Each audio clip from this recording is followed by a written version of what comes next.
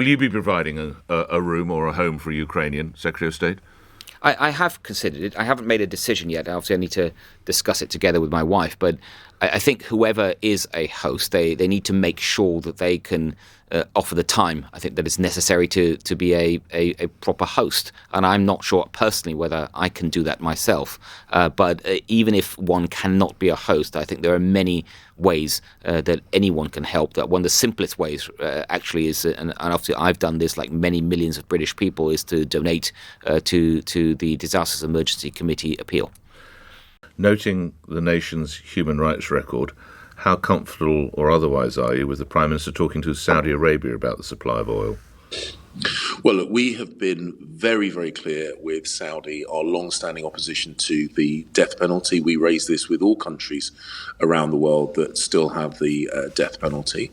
Ultimately, Saudi Arabia is an important, influential country in the Middle East and as an energy generator. So obviously, it is right that the Prime Minister speaks to them about alternative provision whilst this attack is going on.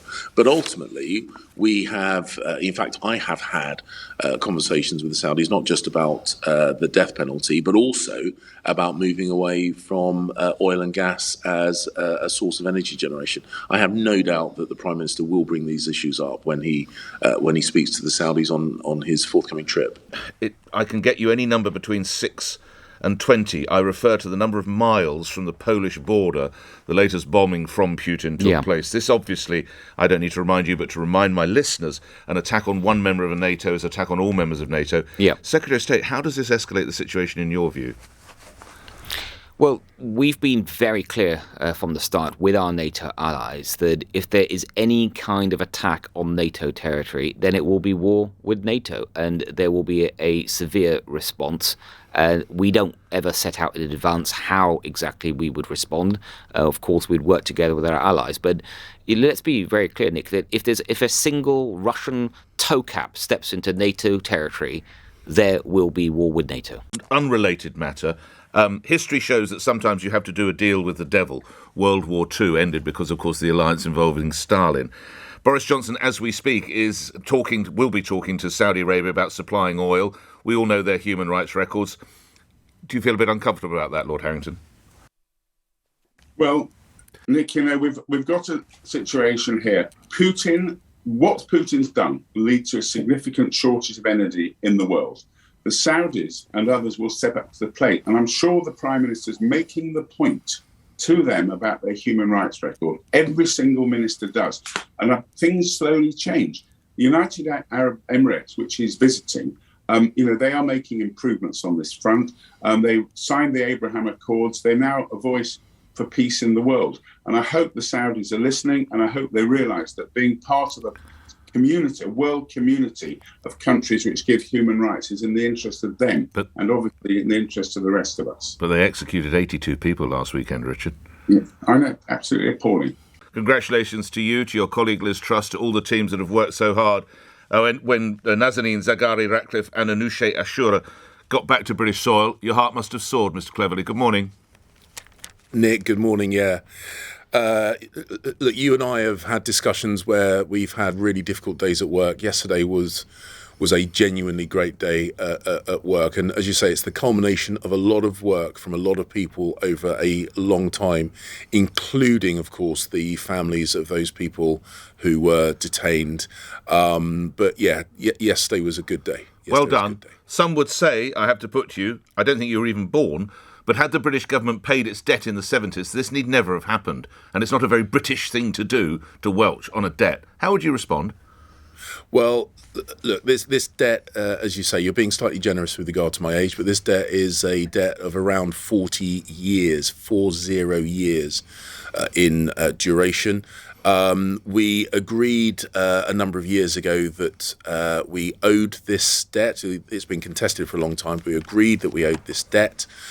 One of the challenges, of course, is that there are a whole raft of UK and international sanctions against Iran, and we had to make sure that we repaid this debt in a way that did not breach those sanctions, that did not breach money laundering or counter-terrorism financing laws, and was acceptable to the Iranian government. So all those things made it incredibly difficult. We finally found a way of doing so. And I'm going to perhaps preempt your next question and frustrate your listeners, but we have agreed confidentiality around that, so I'm not able to go into much more detail than that, but we have finally got it resolved. Before we move on from that, I understand there are a number of other British nationals still in Iran. I know we've talked about this in the past. You're loath, understandably, to give many details. Can you give us an update, though, on however many are left behind? Well, Morad Tabaz is someone that we also negotiated hard for. We have secured his release from prison on furlough.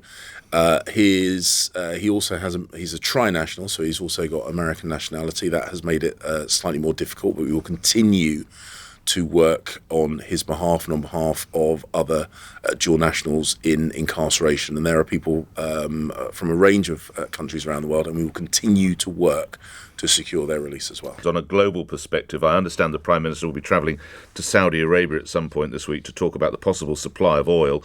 While it is to be welcomed, we don't send money to Putin, of course. Would we want to do deals with the Saudi, noting their human rights record?